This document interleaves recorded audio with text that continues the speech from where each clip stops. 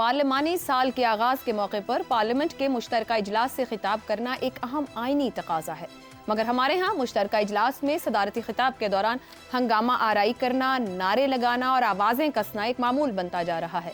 अगर कोई फौजी हुक्मरान और सदर खिताब कर रहा हो तो अरकान पार्लियामान का एहतजाज समझ में भी आता है, मगर आईनी तौर पर एक मुंतखब सदर के खिताब के दौरान शोर शराबा, नारेबाजी, हत्ता के बाजों का इस्तेमाल करके खिताब में खलल डालने को एक अच्छी जमहूरी रिवायत करार नहीं दिया जा सकता।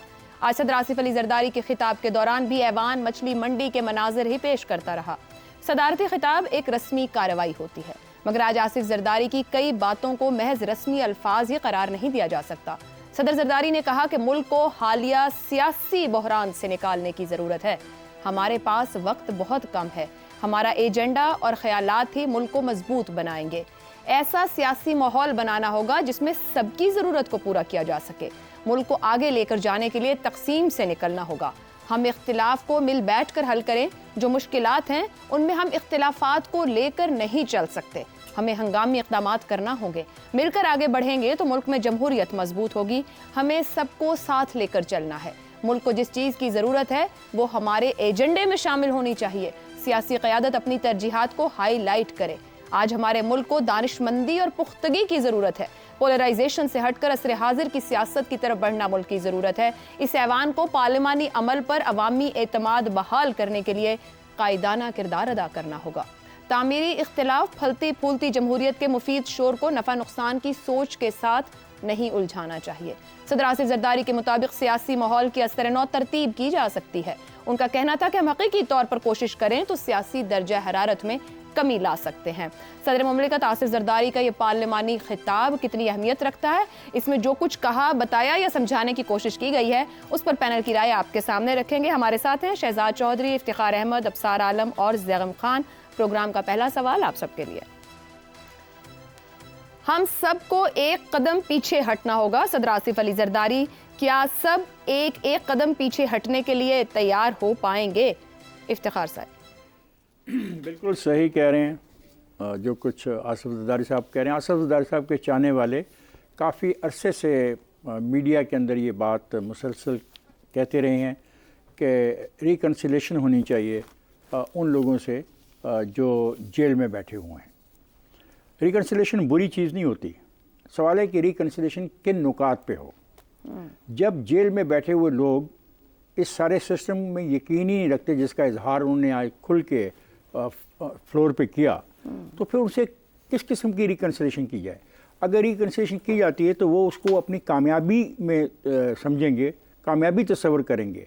और वो जो आसिफ जरदारी जिन खदशात का इजहार कर रहे हैं या जो खदशात उनके जहन में हैं उसको वो समझ नहीं पाएंगे। खदशात ये हैं कि अगर ये खिंचाव जारी रहता है तो मुल्क के अंदर इक़्तिसादी सूरत हाल ख़राब होगी। कोई आदमी सरमायाकारी करने से पहले 100 मरतबा सोचेगा कि इस मुल्क में क्या रहा। आज जो हमने पार्लियामेंट में देखा वो दुनिया भर जो देख रही थी, पर सिर्फ ये रह गया कि बैंड अंदर नहीं आया, बाजे बाजे आ गए।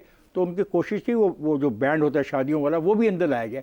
जिस मुल्क में ये रवैया हो उस मुल्क के सदर की तरफ से ये दावत बड़ी माने खेज है। और ख़ास तौर पे एक लफ्ज़ असर नौ तरतीब। असर नौ तरतीब क्या सदर पाकिस्तान वो चाहते हैं जो जेल में बैठा हुआ दोस्त मांग रहा है?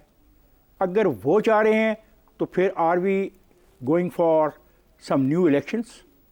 क्योंकि असर नौ तरतीब तो तभी उनके लिए मुमकिन है कि आप इस तमाम इंतखाबी अमल के नताइज को अंडू कर दें और उनके जो मुतालबात हैं 180 नशस्तों के उनको पूरा करें।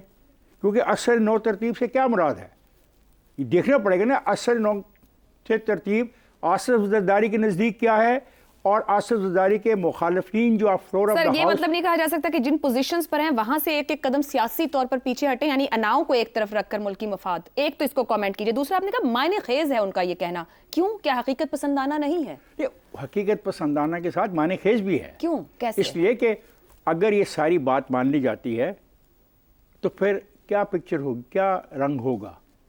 ये बड़ी इंपॉर्टेंट चीज़ है ना। देखे ना, एक पार्टी कहती है उसकी 180 नशिस्तें हैं और सदर साहब जिन लोगों के सर, जरिए, कहना तो एक दावा है ना, कहीं साबित भी तो करना होगा उसको। साबित वो करेंगे ना, वो तो कहते हैं कि हमने आज जो फ्लोर ऑफ द वो हाउस तो में 120 से शुरू करके खुद 180 तक जाते हैं, इतनी तो उन्होंने फाइल नहीं की है दरखास्तें इस पे। आप बात सुने, देखें ना, दो मौकफ हमारे सामने। एक मौकफ है आसिफ जरदारी का, जिसमें दो चीज़ें की गई हैं। एक ये कोशिश कि आओ मिलकर बेहतरी की जानब जाए, और एक कोशिश असर नौ तरतीब। असर नौ तरतीब जो है, अगर उनकी मान ली जाए, जो दोस्त हमारे जेल में बैठे हैं, तो असर नौ तरतीब तो ये है कि आप सदर ही नहीं है, क्योंकि आपको मुंतखब करने वाले जो वोट हैं, हम तो उन्हीं को तस्लीम नहीं करते।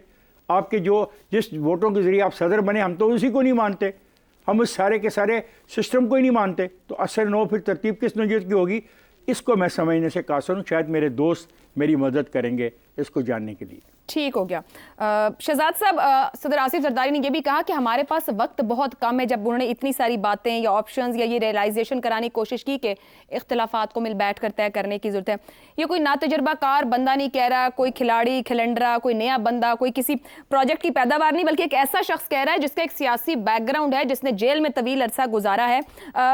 आप समझते हैं कि जब वो बहुत कम वक्त की बात कर रहे हैं, तो क्या किसी खतरे को समझते हुए किसी बड़ी बात की जानिब इशारा कर रहे हैं? क्या कहना चाह रहे हैं? वक्त कम, अभी तो पार्लिमानी साल शुरू हुआ है, पहला खिताब उन्होंने किया है। नहीं, मैं नहीं समझता कि वो कोई खतरा भांप रहे हैं और उसकी बुनियाद पे उन्होंने ये बात की है। जरदारी साहब, ये बात रिकन्सिलिएशन असल में एक मंत्रा है जो पाकिस्तान पीपल्स पार्टी कुछ अरसे से कैरी करी। कुछ अरसे से मुराद ये पिछले 20-25 साल से, यानी बेनज़ीर भुट्टो साहिबा की के बाद ये बात अफ़ाम व तफ़हीम की और मुफ़ाहमत की बात बहुत, और उन्होंने इसको अपना मंत्र बना लिया है कि मुफ़ाहमत मुफ़ाहमत। अब इसका मतलब क्या है, इससे हासिल कैसे करेंगे, इसका तरीका क्या होगा, ये वो कभी वाज़ेह नहीं करते। बस ये एक नारे के तौर पे, क्लिशे के तौर पे इस्तेमाल करते हैं। और आम तौर पर जो कि हमारे सदर हैं इस वक्त, लेकिन जरदारी साहब की गुफ्तगू के अंदर कुछ ऐसा ही मुझे कुछ सुनने को मिलता है, उसके अंदर कोई डीपर मीनिंग मैंने आज तक नहीं देख पाया। इसलिए मैं इसको तो एक साइड पे रखता हूँ, लेकिन अफ़ाम व तफ़हीम की बुरी बात नहीं है। अगर इसको कोई माने दिया जाता है, आगे हम लेके चलते हैं, तो बहुत अच्छी बात है। एक आपने जिक्र लिखा है अपने सवाल में कि एक एक कदम पीछे होना चाहिए। यहाँ पर तो बहुत सारे कदम आगे होके बाहम मिल चुके हैं, तो वो जब दूर होंगे, अगर वो एक कदम पीछे होंगे, तो फिर तो एक दूसरे से दूर हो जाएंगे, तो जो कि इस वक्त का जो मंजरनामा है उसके हक में बेहतर नहीं है।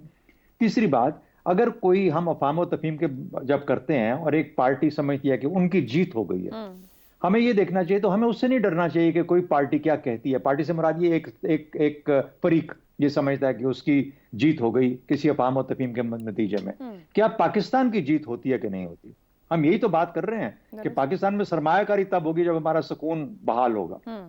तो सियासी स्टेबिलिटी जब आएगी, तो और हमारा सुकून वापस आएगा, तो तभी लोग हमारी तरफ नजर करेंगे और कहेंगे कि हाँ, ये मुल्क इस काबिल है कि यहाँ पर इसके जो बाकी पोटेंशियल है उससे फायदा उठाया जा सकता है। ये सब चीजें छोड़िए एक तरफ, मुझे ये बताइए कि क्या सदर पाकिस्तान का जो खिताब होता है, मुझे बड़ा वाज़ेह है कि ये खिताब गवर्नमेंट का खिताब दिया हुआ नहीं है। ये तो गवर्नमेंट की पॉलिसी को शुरू करते हैं ना। जो सदर का खिताब होता है, इसका मतलब होता है एग्जीक्यूटिव ने उनको एक खिताब दिया, भले उसमें छोटी मोटी कता बरीद कर लें, काट पीट कर लें, उसके बाद फिर उन्होंने बात वही करनी है, क्योंकि ये पॉलिसी स्टेटमेंट है। ये पॉलिसी स्टेटमेंट है अगले 1 साल का, हुकूमत का जो नक्शा है अगले 1 साल के लिए हुकूमत का, यानी शहबाज शरीफ साहब का, वो सदर पाकिस्तान दोनों पूरी पार्लियामेंट के आगे आके बयान कर रहे हैं। ये है मकसद इस एड्रेस का। इसमें तो एक लफ्ज मुझे शहबाज शरीफ का नजर नहीं आता। ये सिर्फ और सिर्फ पाकिस्तान पीपल्स पार्टी और जरदारी साहब की सोच की अक्कासी हो सकती है। सर, मैं मुझे बात कर लेंगे, तो इसका मतलब जी फरमाइए सर। अभी जो भी इफ्तिखार से बात करते हैं, असर नौ तरतीब की बात कर रहे हैं, सियासी बहरान से निकलने की बात कर रहे हैं। जब आप इसे कह रहे हैं ये हुकूमत का पॉलिसी स्टेटमेंट है, तो जरदारी साहब किसके लिए ये बात कह रहे हैं? क्या हुकूमत के लिए कह रहे हैं कि हमें माने बगैर माने के मीनिंगलेस, मतलब ये इनको समझ, मेरी बड़ी वाज़ेह क्लियर इसके बारे में सोचा, मीनिंगलेस।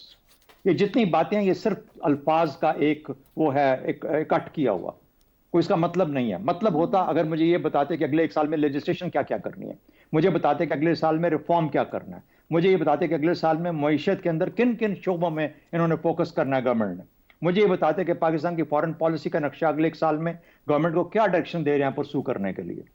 और अगर वो ये नहीं बता रहे तो बाकी कोई चीज माने नहीं रखती। मैं एक सदर को क्रेडिबिलिटी कैसे दूं जो कि जिसका के वकील या जिसके बिहाफ पे जाके कल कोई कहता है अदालत के अंदर कि क्योंकि जो उस वक्त वो सदर हैं इसलिए उनके ऊपर गिरफ्त नहीं है किसी चीज की। आपके ऊपर अपनी जिम्मेदारियों की गिरफ्त तो है ना, आप जिम्मेदारी तो पहचाने। ये जो हमें बार बार सबक दिए जाते हैं ना, आके लेक्चर्स दिए जाते हैं, भाई अब हुकूमत उसी तरीके से, जिस तरीके से हम हर एक को अकाउंटेबल ठहरा रहे हैं, हम हर ओहदे को, हर पोजीशन को अकाउंटेबल ठहराएंगे।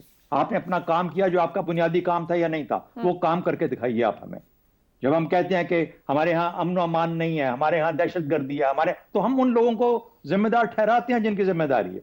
आज इनकी जिम्मेदारी है गवर्नेंस को एस्टैब्लिश करना, और पहला कदम ही गवर्नेंस का फेल हो जाता है जब सदर पाकिस्तान आके वो नहीं कर पाता जो उसकी बुनियादी जिम्मेदारी है। एग्जीक्यूटिव ने अपना क्यों मतन नहीं दिया इनको वो तकरीर करने के लिए, जो कि या एग्जीक्यूटिव भी सोई हुई है, उसको भी नहीं पता कि उसको क्या करना। तो ये मेरे तो बुनियादी सवाल ये है। मेरे बाकी अफाम और तफहीम अच्छी चीज है, अगर इसका कोई माने निकले और इसका कोई रास्ता मुतय्यन किया जाए कि किस तरीके से बात